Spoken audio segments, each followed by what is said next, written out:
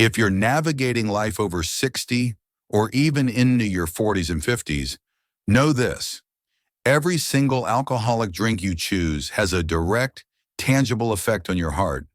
But what truly keeps me up at night as a heart doctor with decades of experience is witnessing how one specific category of drink, often enjoyed daily by many seniors, is silently, insidiously weakening the very muscle that sustains their life. I've seen far too many individuals walk into my clinic, outwardly smiling and healthy, reporting they just have a little drink to unwind, only to walk out with life-altering diagnoses they never anticipated: persistent high blood pressure, erratic and dangerous irregular heartbeats, or even the early, subtle signs of heart failure. The most dangerous part is that most seniors simply don't realize this habit is a ticking clock. Welcome to Health Voices. I'm Sarah. That was the clear and urgent message from Dr. David Miller, senior cardiologist at the National Heart Institute. He's with us today to shed light on a critical health warning for everyone over 40, and especially those over 60. Dr. Miller, your opening statement is quite alarming. You're essentially saying that some very common, socially accepted alcoholic beverages are posing a much greater threat than most people are aware of? Precisely, Sarah. And the alarm is warranted. It's not always about heavy drinking episodes or weekend binges, which are certainly harmful. More often, it's about that seemingly innocent daily ritual, a glass here, a can there, one that feels harmless, perhaps even a sophisticated or healthy choice. But this routine can slowly, methodically wear down your heart's rhythm, diminish its strength, and cripple its resilience. Today, I want to be unequivocally direct. There are 5 specific alcoholic drinks that I implore seniors, and those approaching that age group, to seriously reconsider and ideally stop consuming, because they are, quite literally, slowly damaging their hearts. That's a very strong warning, Doctor. Our listeners need to hear this. Let's dive straight into these 5 drinks. What's the first one on your list? The original message hinted it might be something many people believe is beneficial. Yes, and it's perhaps one of the most persistent and damaging myths in popular health culture. Number 1 is red wine, consumed every single night under the misleading guise of promoting heart health. That will surprise many. The phrase, "a glass of red wine a night is good for your heart," is almost a cultural mantra. It sounds elegant, sophisticated, almost like a doctor-approved tonic. What's the hard truth for an aging cardiovascular system, Dr. Miller? Sarah, it's a myth that needs to be debunked, especially for the aging population. After age 60, and often this applies to many in their 40s and 50s if other cardiovascular risk factors are present, that nightly glass of red wine isn't a shield for your heart. It's more akin to a slow-acting corrosive. Your body's ability to process alcohol diminishes significantly as you age. The liver becomes less efficient, alcohol lingers longer, and your heart muscle becomes more vulnerable. So, it's not just about the alcohol content itself, but how our bodies handle it differently as we age? Exactly. That nightly ritual, even just one glass, can gradually lead to sustained increases in blood pressure, contribute to the weakening of the heart muscle, alcoholic cardiomyopathy, and dramatically increase your risk for atrial fibrillation. Atrial fibrillation isn't just an irregular heartbeat, it's a chaotic rhythm that can lead to blood clots, stroke, and heart failure, tripling your stroke risk. I have personally sat beside too many patients in the ER, individuals who believed they were doing everything right, yet their debilitating irregular heartbeats trace back to this daily wine habit. That's a sobering reality. You also mentioned its impact on sleep, which many use wine to achieve. Could you elaborate on that? It's a very deceptive crutch. Wine and alcohol in general, consumed particularly in the evening, wreaks havoc on your sleep architecture. While it might initially make you feel drowsy, it prevents you from entering and sustaining the deeper, more restorative stages of sleep, particularly REM sleep. This leads to shallow, fragmented, and unrefreshing sleep. Chronic poor sleep elevates cortisol levels, your body's primary stress hormone, which puts further stress on your heart. And what about those already on medication for conditions like high blood pressure or diabetes? Critically, alcohol actively interferes with how these drugs are absorbed, metabolized, and ultimately how effectively they work. In many instances, alcohol can significantly blunt or entirely neutralize their intended therapeutic benefits. Your heart, especially as it ages, craves consistent hydration and proper nourishment, not the detrimental effects of ethanol. That's a crucial point about medication interference. Its clear red wine isn't the health hero it's often made out to be for this demographic. Moving to the second drink, you mentioned one that many perceive as a lighter, more casual option, but it carries its own set of quiet harms.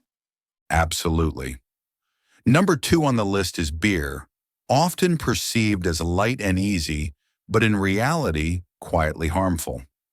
Many seniors reach for a cold beer, believing it's a less impactful choice.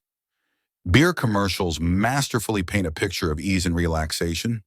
So, what are the specific hidden dangers in that seemingly refreshing daily or regular beer, especially for those over 40 or 50? Beer's lightness is profoundly deceptive. As we age, our metabolic rate naturally slows down. The sugars and refined starches prevalent in most beers are rapidly processed and readily converted into abdominal fat, particularly visceral fat. This isn't merely a cosmetic issue.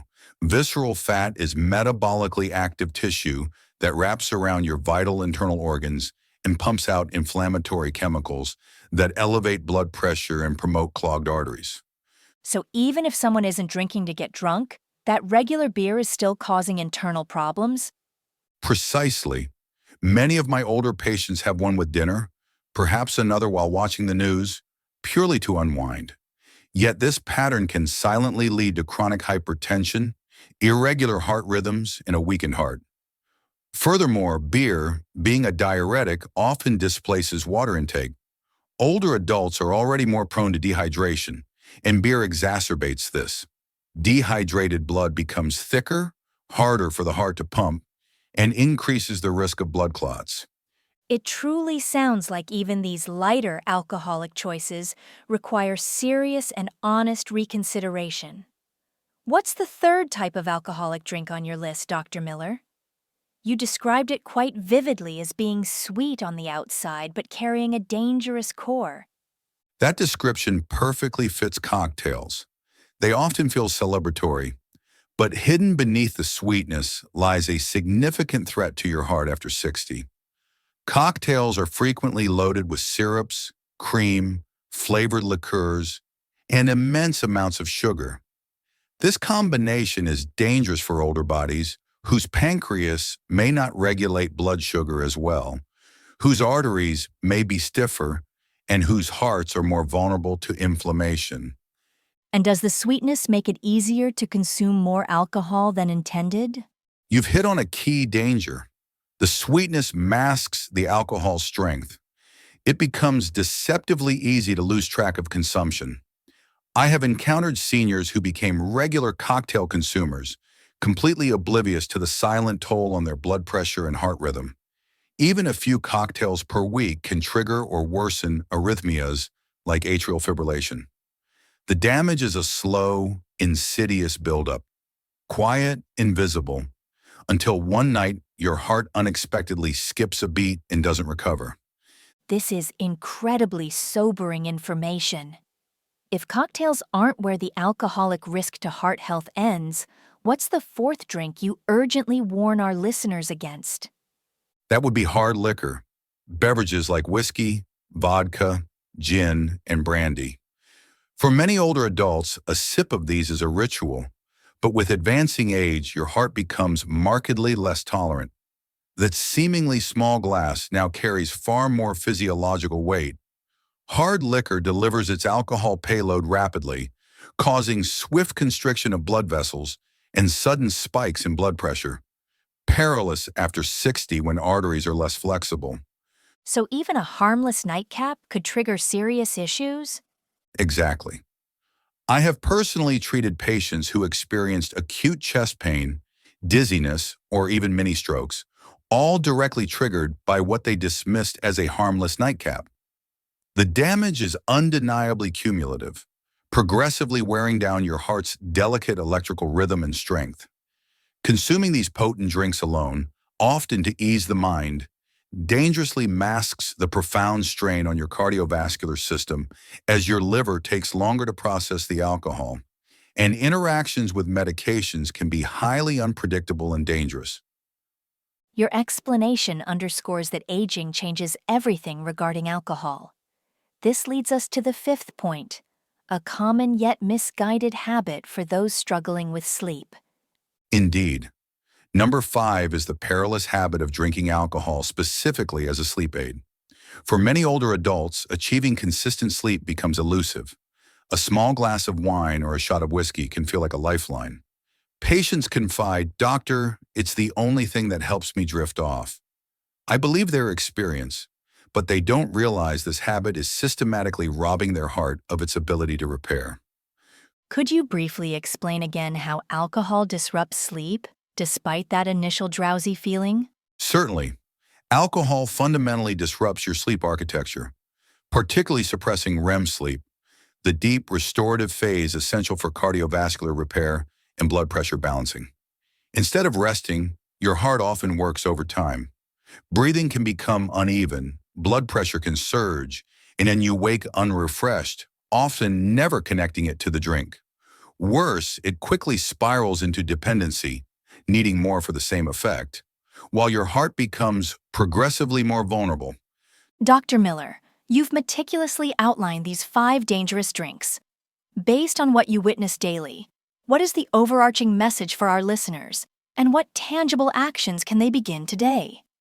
As a heart doctor, I see similar stories too often. Seniors appear healthy, but tests reveal a heart under stress, silent damage accumulating from habits like alcohol consumption. This damage is quiet and gradual until it's often too late. A stroke, a heart attack. But, and this is a message of profound hope, the human body, even after 60, retains a remarkable capacity for healing. It doesn't demand perfection, it needs mindful attention. So, one small change today can genuinely make a difference? Absolutely. Whether it's consciously skipping that habitual alcoholic drink tonight, monitoring blood pressure, or having an honest conversation with your doctor, every positive action matters. This isn't about giving things up, it's about gaining more quality time, energy, and health. Your heart has served you faithfully. Now it asks for your awareness and care. It's virtually never too late to choose differently. What's a good first step for someone listening right now who feels concerned? Choose one small, manageable change. Just one. Perhaps it's replacing one usual alcoholic drink with sparkling water and lime. Maybe it's deciding to have an alcohol-free evening. Or it could be making that appointment to discuss your heart health with your doctor. Your future self, your loved ones, and most profoundly your heart will benefit. Dr. David Miller, your insights today have been not only incredibly informative, but also deeply inspiring. Thank you for sharing such vital, life-saving advice with our Health Voices listeners with such clarity. And a sincere thank you to all our listeners for tuning in to Health Voices. We genuinely hope this important conversation empowers you to make choices that support a long, healthy, and vibrant life. Until next time, please be well and take good care of your heart.